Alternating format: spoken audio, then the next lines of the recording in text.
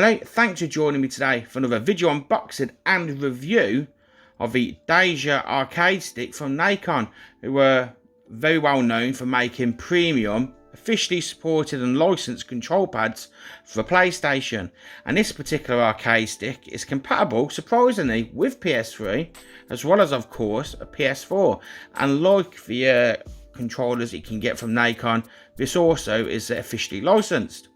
I've done a review before of a Venom arcade stick, which is a tiny arcade stick. It's at a budget price. It is very good for its price, I must say, but I've never tried an arcade stick on this level before, other than, of course, playing in arcades, which these days is very few and far between. So I'm very excited to try this out, especially I've never tried anything like this before in the comfort of my own home. So what's special about this arcade stick? Well, apparently it's easy to modify. I probably won't go into any modifying for this. I'll probably keep it as it is. But I know there's a lot of people out there like to swap up the buttons, the boards, the sticks and whatnot. We have two arcade sticks as well, so that's cool. It's said to have a professional grade components, a customizable plate, so you can change out, you can change the buttons. It's also got a headset connection. So let's have a spin around of the box. Okay, so it's I don't know who this lady is, but it's developed in cooperation with Cayenne. So I've said the name wrong, but she's a professional esports player, so no doubt this has had a great input of her knowledge. Otherwise, they wouldn't pay her to have a face in a box and whatnot either, would they? So, this arcade stick, it's a professional grade. It's got professional grade components by SANWA. Two differently shaped arcade stick heads can be opened for easy modification. Removable faceplate allows players to create, print, and include their own design. It's got an LED player status indicator for the PS4. A 3.5mm headset socket. You've got USB cable with approximate length of 3 meters, and actually, even though it does only say PS3 and PS4 on here, it's also compatible with a PC, so that's quite handy to know. So there's a camera on the side here. Obviously there's a player indicator there. It's got a touchpad on the side as well, buttons there to switch obviously platforms and whatnot, and PlayStation button. We'll get more into that as we take this out of the box. So without further ado, let's have a closer look. So I've got the stickers off.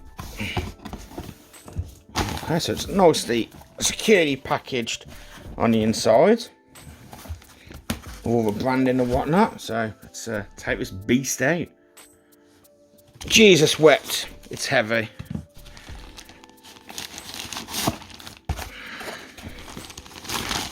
That's a nice little bag there, and there we go. Oh, it's got that nice new fresh smell. See that, as I said, it's quite heavy as well.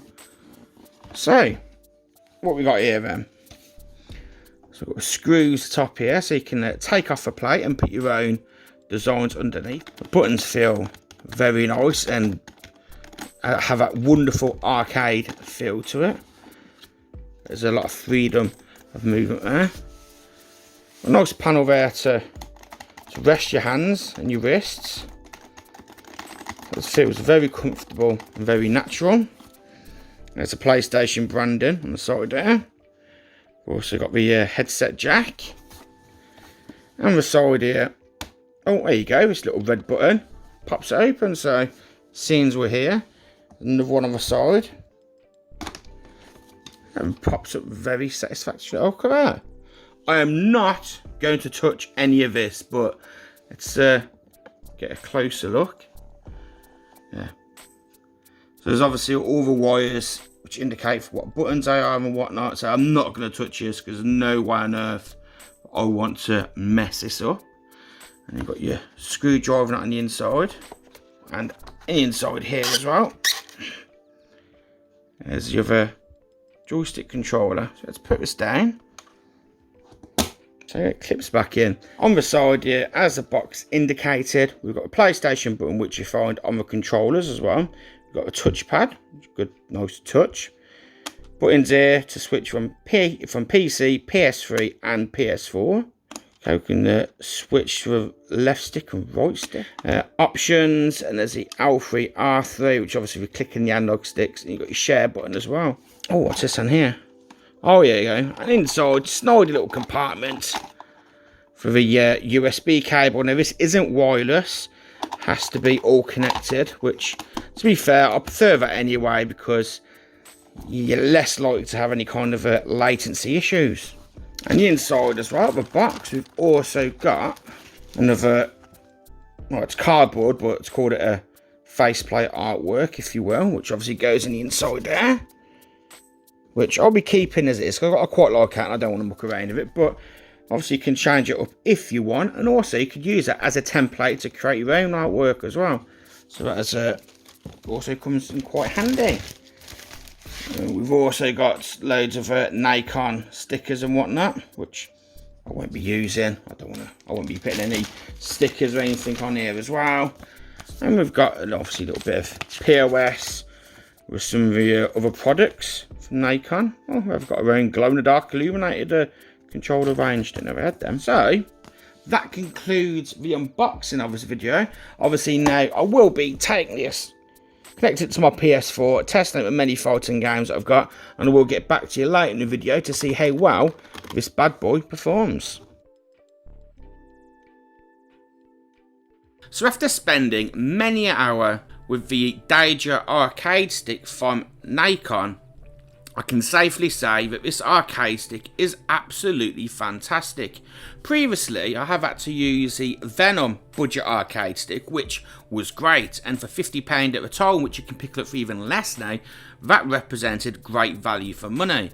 But if you wanted to get like a top-end arcade stick, you are normally looking in excess of about £150, $150, depends on your region, which is pretty much what this RRP is for this arcade stick. But when I did shop about, you can get it for about 110 quid, which is great value for money. Not only does each of the buttons and analog stick feel fantastic, but it truly does replicate that arcade feel from yesteryear. I played it on numerous games, such as Dead or Alive 6, Mortal Kombat 11, Soul Calibur 6, as well as some classic Street Fighter games. I even gave it a good run on Sega classics such as Streets of Rage and arcade classic Double Dragon, and each and every one of those games felt absolutely brilliant, and it felt more superior obviously than using a DualShock 4 controller. Obviously, as I've already mentioned, it's got loads of custom options as well, where you can kit it to how you want. You've got all the functions on the side of the arcade stick, like you do with DualShock 4, as well as a nice 3.5mm headset jack, which is a nice bonus. So all in all, I absolutely recommend the NACON Daija arcade fight stick. If you're after a high quality arcade stick at a very decent price, this is certainly worth looking at. So, that my friends concludes this unboxing and review. I hope you've enjoyed it. If you have done, please consider to comment, like, share, subscribe. You can also follow me on Twitter at SolidASnake, the same as my YouTube username. So that said my friends, thanks for watching. Until next time, peace out.